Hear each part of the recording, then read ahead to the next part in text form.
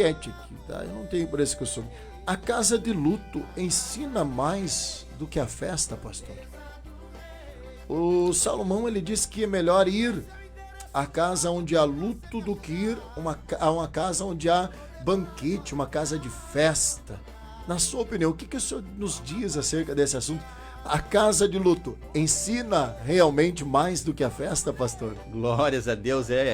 Ontem ainda a gente esteve ali na cidade de Jóia, ali, visitando o pastor Juarez, e a gente conversando ali, e eu até comentei sobre isso. Nós estávamos lá conversando com os demais irmãos, que realmente a gente aprende muito mais na casa de luto do que numa casa de festa. A gente comentava sobre aquele acidente que deu ali na cidade de Jóia, né? Aonde uma esposa foi levar o almoço pro seu esposo, que estava colhendo, e ao subir na máquina, a pressa, a correria, não parou a máquina, né?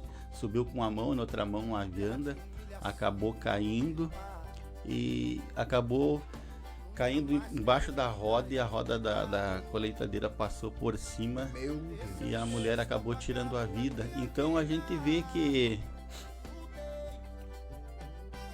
Deus, ele é perfeito na sua palavra, e realmente a casa de luto, se nós olhar, muitas vezes assim, tem pessoas que não gostam de ir a um velório, mas hoje a comunhão, a convivência entre as pessoas, hoje estão acontecendo muitas vezes num velório.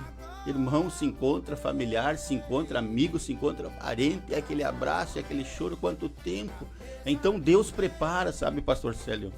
Deus prepara momentos, são coisas que eu vejo assim, ó, que hoje o cristão, ele não entende. Hoje o crente, ele muitas vezes não quer fazer ter comunhão com os irmãos, comunhão com a congregação, comunhão com o corpo de Cristo, mas Deus prepara momentos, sabe? Para nós, aos nossos olhos, a nossa ótica, a morte desse corpo físico que nós temos aqui parece ser uma tragédia, mas é um ensinamento da parte de Deus. O que Deus está nos mostrando? Que isso tudo tem um fim.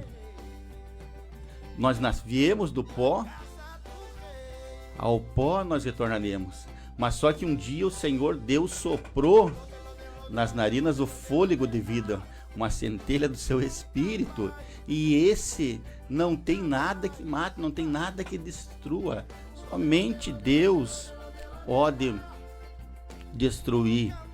Então, realmente a casa de luto ensina, porque ali a gente aprende que adianta o orgulho.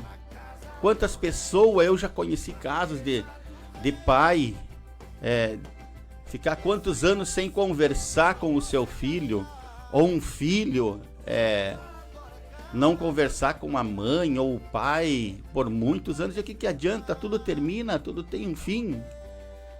O que adianta o orgulho? O próprio Senhor nos ensina, se nós olharmos para o Senhor, o que ele passou, o que ele enfrentou, o que ele sofreu, nós não aguentaria 1%, irmão Célio, do que Cristo passou. É verdade. Então nós precisamos aprender. Eu sei que no dia a dia, todo mundo tem luta, todo mundo tem dificuldade, todo mundo tem adversidades, e isso faz parte, porque o próprio Cristo falou que no mundo nós teremos aflições, mas nós devemos ter bom ânimo. Ele venceu o mundo.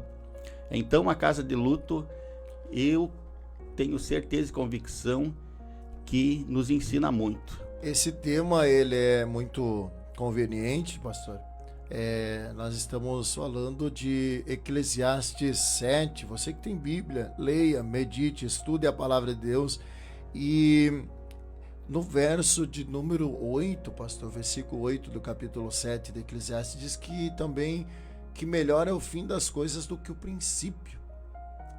Porque a gente, no final, a gente vê com outra mentalidade, devido às experiências, a vivência, tudo que a gente passou.